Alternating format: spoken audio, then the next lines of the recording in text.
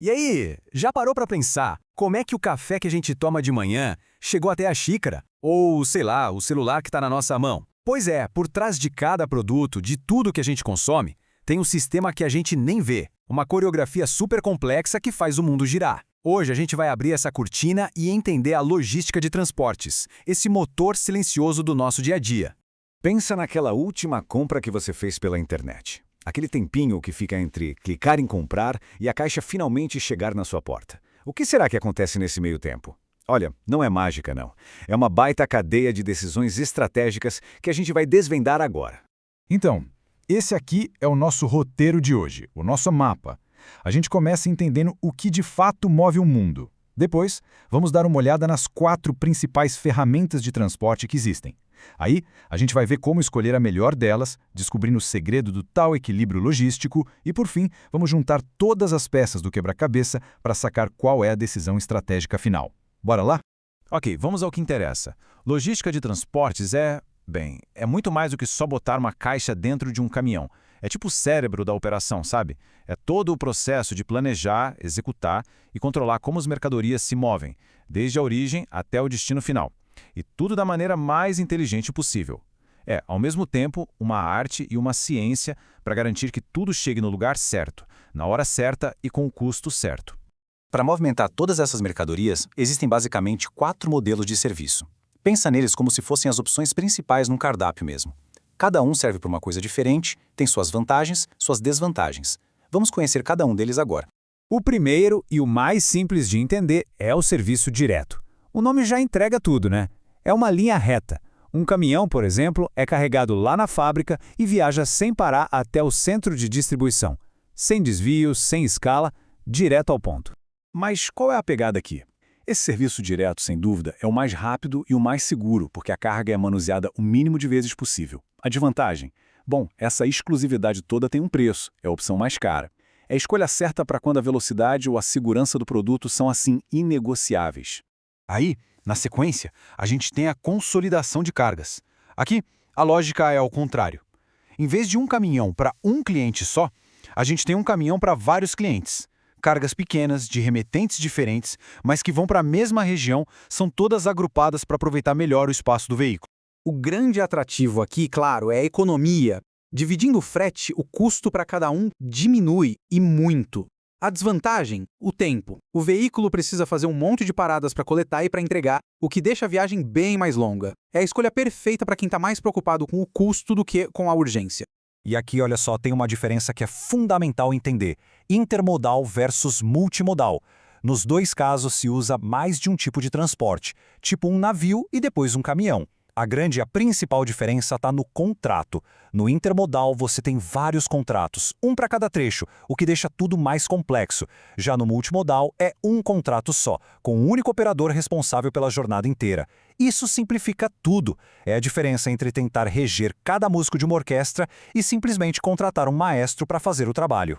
Certo, então a gente já conhece as opções do nosso cardápio. Mas, como escolher o prato certo? Não é tão simples quanto parece, não. Existem alguns critérios muito importantes que os especialistas usam para achar a solução perfeita para cada tipo de desafio.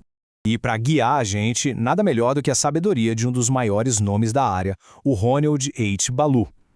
Ele lembra a gente de uma coisa essencial. A decisão nunca é só sobre o preço. É um jogo de equilíbrio entre vários fatores. E esses aqui são os 6 fatores que estão sempre nessa balança. Primeiro, o mais óbvio, custo. Depois, uma dupla super importante, o tempo de entrega, que a gente chama de lead time, que é o tempo total do pedido até a chegada, e a confiabilidade, ou seja, a garantia de que o prazo vai ser cumprido. Aí vem as questões físicas, capacidade de carga e a segurança contra perdas ou danos. E por último, a flexibilidade, que é a capacidade de se adaptar se algum imprevisto acontecer. É a análise desses 6 pontos que leva à melhor decisão. E olha, de todos esses critérios, a confiabilidade merece um destaque especial. Muitas vezes, ser previsível é bem mais importante do que ser rápido. Saber que uma entrega vai levar exatamente 3 dias permite um planejamento de estoque muito, mas muito melhor do que uma entrega que pode levar de 1 a 7 dias, por exemplo. A consistência gera confiança, gera eficiência. E isso nos leva direto para o coração da estratégia logística, o conceito de trade-off. É aquela ideia de que, em logística, você raramente consegue ter tudo ao mesmo tempo. É preciso fazer escolhas, fazer trocas inteligentes. Então, o ponto central é este. Trade-off é o ato de abrir mão de um benefício para ganhar outro. Querer o serviço mais rápido, mais seguro e mais flexível invariavelmente vai te levar para o custo mais alto. A grande sacada da logística está em encontrar o equilíbrio perfeito para cada situação. E esse conceito fica super claro aqui. Dá uma olhada. Se a prioridade é cortar custo, a decisão pode ser usar um transporte mais lento. Qual a consequência? Você vai precisar ter mais produtos em estoque para não deixar o cliente na mão. Agora, se a urgência é total, o avião é a solução, mas aí o custo vai lá para a estratosfera. Cada decisão que se toma numa ponta gera uma reação na outra. É causa e efeito. Bom, vamos agora para a parte final, para ver como é que tudo isso se encaixa na prática. Com os tipos de serviço na mão, os critérios e o conceito de trade-off na cabeça, como é que a decisão final é tomada de verdade? A resposta, na verdade, depende muito do produto. Para coisas de baixo valor e muito volume, tipo areia, grãos, minério, o transporte por trem ou navio é o ideal, por causa do baixo custo. Agora, para eletrônicos de alto valor, o avião se justifica pela velocidade e pela segurança. Para alimentos perecíveis, rapidez e refrigeração são tudo. A natureza da carga é que manda na estratégia. E no final das contas, no fim do dia, todas essas decisões logísticas têm um foco só, o cliente. A escolha do transporte define o prazo de entrega, a condição em que o produto chega e, claro, a percepção de qualidade do serviço. Uma logística bem feita gera satisfação, e cliente satisfeito vira cliente fiel. Então, para a gente amarrar tudo, o que a gente aprendeu hoje? Que a alma da logística está nos trade-offs, nesse equilíbrio de escolhas. Que a gente tem 4 grandes tipos de serviço para escolher.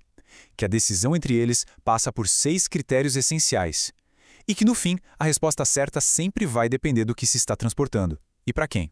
E para fechar, fica essa reflexão aqui. A grande lição da logística de transportes é que não existe uma única resposta que sirva para tudo. Não existe o transporte melhor de forma absoluta. Existe sim o transporte certo para cada necessidade, para cada produto, para cada cliente. E o desafio é sempre esse, encontrar esse encaixe perfeito.